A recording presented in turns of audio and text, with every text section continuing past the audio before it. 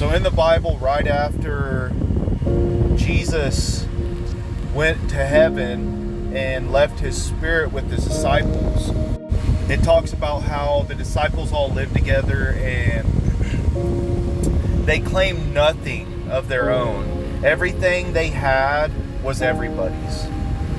And I absolutely love that.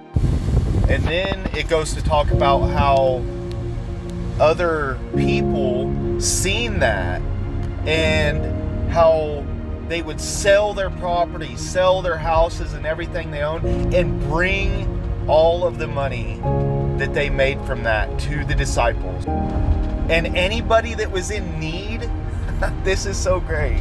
Anybody that was in need, they was able to take from what the people had brought.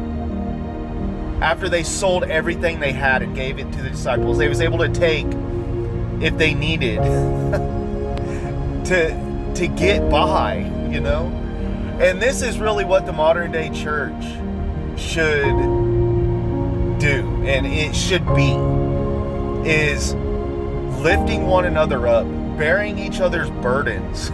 It says so many times in the Bible to bear one another's burdens. And, you know, there's been church family that I love so much. I would die for them, you know, I would. And they've helped us out so much. Even the church itself has helped in ways my own family wouldn't help. And you know, I gave a small testimony. Sometimes we'll do testimonies on Wednesday night. I gave a small testimony talking about, you know, they was talking tithing. And sometimes God will lay somebody on your heart that they're in need. You know, you've heard stories about people praying and receiving everything down to the can of green beans, you know, like, God, I need this. And next thing you know, somebody's bringing that to their door, down to the green beans.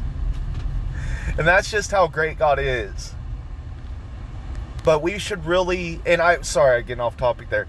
They was talking about tithing, and I told them, you know, it's not always tithing to the church. Sometimes God will lay somebody on our heart to give to.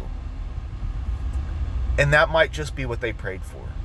So don't ignore that pressing on your spirit to help somebody, because you never know how bad they might need it.